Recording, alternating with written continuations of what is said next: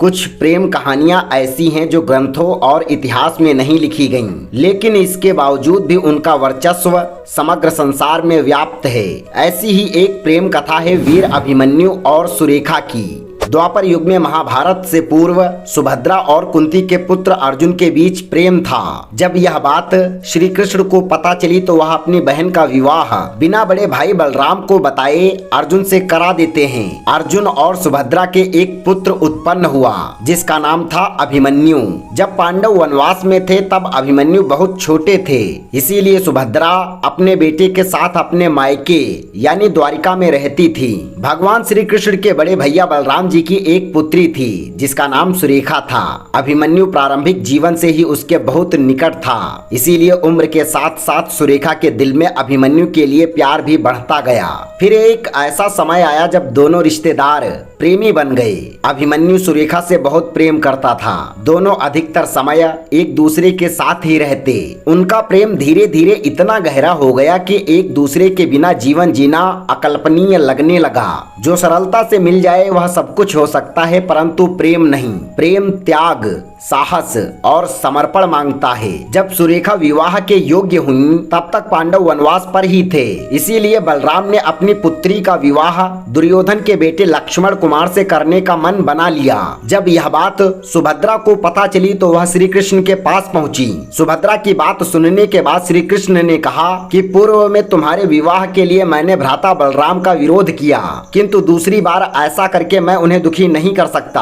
हाँ, यह काम तब संभव है जब कोई मायावी राक्षस सुरेखा का हरण कर ले। इतना कहकर कान्हा द्वारिका नगरी से किसी कार्य की पूर्ति के लिए बाहर चले गए, मगर जाते जाते श्री कृष्ण सारथी को सांकेतिक भाषा में कुछ समझा गए। सुभद्रा अपने मन में श्री कृष्ण की बात लिए हुए अभिमन्यु के साथ वन की ओर चल दी। चलते चलते वे लोग ऐसे स्थान पर पहुँचे जो बहुत ही खतरनाक था। अपने राज्य में अज्ञात मनुष्यों को देखकर उस स्थान का स्वामी विकट विशालकाय राक्षस में परिवर्तित हो गया। भयंकर राक्षस को देखकर अभिमन्यु भी सावधान हो गया और अपने धनुष की प्रत्यंचा खींचकर उस पर बाण संधान कर लिया। देखते ही देखते दोनों योद्धाओं के बीच प्रचंड युद्ध शुरू हो गया।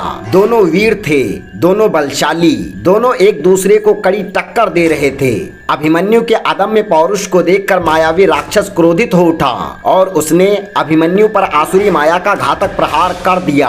अभिमन्यु उस भीषण प्रहार को सहन न कर सका और मूर्छित होकर धरती पर गिर पड़ा। जैसे ही अभिमन्यु धराशायी हुआ वैसे ही मायावी दैत्य की दृष्टि अभिमन्यु के गले में लटक रही कंचन मोती पर पड़ी। दैत्य को अपनी भूल पर पछतावा हुआ और वह सुभद्रा के श्री चरणों में गिरकर माफी मांगने लगा कि हे माता, मुझे क्षमा कर दीजिए। सुभद्रा ने विस्मित होकर पूछा, तुम कौन हो? अपना परिचय दो।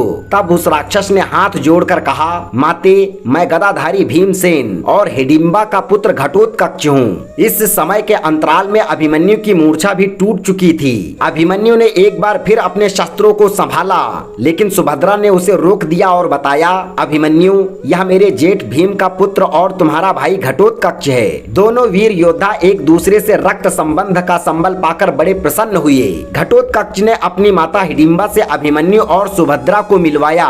सुभद्रा ने हिडिंबा तथा घटोत्कच से सुरेखा और अभिमन्यु के प्रेम प्रसंग को बताया।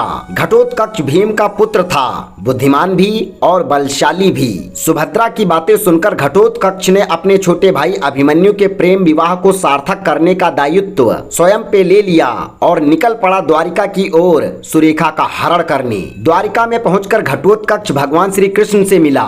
मुरलीधर कन्हैया ने घटोत्कच को आशीर्वाद दिया और उसे सुरेखा के कक्ष में जाने की अनुमति दे दी। मायावी घटोत्कच ने अपना माया जाल बिछाकर बड़ी सरलता से रूपवती सुरेखा का पलंग सहित हरण कर लिया और बलराम जी को पता चलने से पहले ही उसे अभिमन्यु के पास ले आया। विरह वियोग की कगार पर खड़े दोनों युवा प्रेमी एक दूसरे को देखकर आनंद और उल्लास से भर गए। माता सुभद्रा, देवी हिडिंबा और घटोत्कच के सानिध्य में अग्नि को साक्षी मानकर वीर अभिमन्यु और रूपवती सुरेखा ने गंधर्व विवाह कर लिया। मित्रों, आपकी जानकारी के लिए बता दें, अभिमन्यु और सुरेखा की प्रेम कथा का वर्णन तेलुगु लोक कथा शशि रेखा परिणयम में मिलती है। आशा करते हैं आपको ये जानकारी अवश्य पसंद आई होगी। हिंदू सनातन धर्म से जुड़ी ऐसी ही सांस्कृतिक और गूढ़ रहस्यों से परिपूर्ण जानकारी के लिए हमारे चैनल को सब्सक्राइब अवश्य करें।